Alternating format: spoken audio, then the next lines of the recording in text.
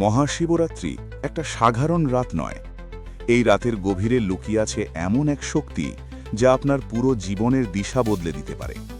কথায় আছে, এই রাতেই স্বয়ং মহাদেব নেমে আসেন, কিন্তু মন্দিরে নয়, আপনার ভিতরে। পুরাণে এক অসাধারণ গল্প বলা হয়েছে। ভগবান শিব তার ভয়ঙ্কর বৈরাগী রূপে ভূত প্রেত অঘরী যোগীদের নিয়ে বারাত নিয়ে পৌঁছলেন মা পার্বতীর বাড়িতে। চারদিকে ছাই মাখা দেহ, গলায় সাপ, জটাজুট, তৃতীয় নয়ন, এক ভয়ঙ্কর দৃশ্য।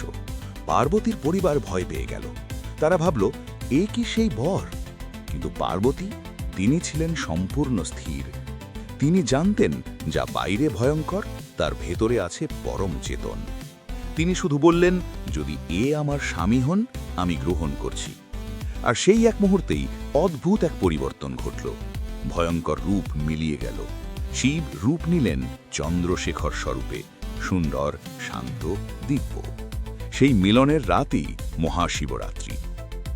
কিন্তু এই গল্প শুধু দেবদেবীর বিবাহ নয়, এটা আপনার জীবনের গল্প।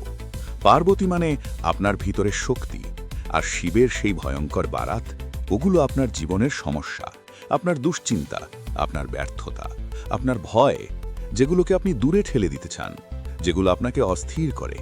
কিন্তু যদি একবার পার্বতীর মতো স্থির হয়ে বলেন, আমি গ্রহণ করছি, তাহলে সেই সমস্যাই আপনার শক্তিতে রূপান্তরিত হবে। যে অন্ধকার আপনাকে কাঁদাচ্ছে, সেই অন্ধকারই আপনাকে জাগাবে। মহাশিবরাত্রি শেখায়, পালিয়ে নয়, গ্রহণ করেই মুক্তি। শিব মানে চেতনা, পার্বতী মানে শক্তি। যখন চেতনা আর শক্তি এক হয়, তখন জীবনের অন্ধকার আলো হয়ে ওঠে।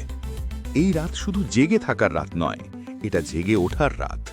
আজ যদি আপনি আপনার ভয়কে গ্রহণ করেন, আপনার ব্যর্থতাকে আলিঙ্গন করেন, আপনার সমস্যাকে শিক্ষক মনে করেন, তাহলে সেই ভয় চন্দ্রশেখরের রূপ নেবে। মনে রাখবেন, শিব কখনো আপনাকে ভাঙতে আসেন না, তিনি আসেন আপনাকে গড়তে। এই মহাশিবরাত্রিতে শুধু উপোস করবেন না, শুধু জাগরণ করবেন না, নিজের ভিতরের শক্তিকে জাগান। ভিডিওটি ভালো লাগলে লাইক করুন, শেয়ার করুন, এবং এমন আরও রহস্যময় ভিডিও পেতে SRG গড ট্রেন্ডিং চ্যানেলটি সাবস্ক্রাইব করুন। জয় মহাদেব, হর হর মহাদেব।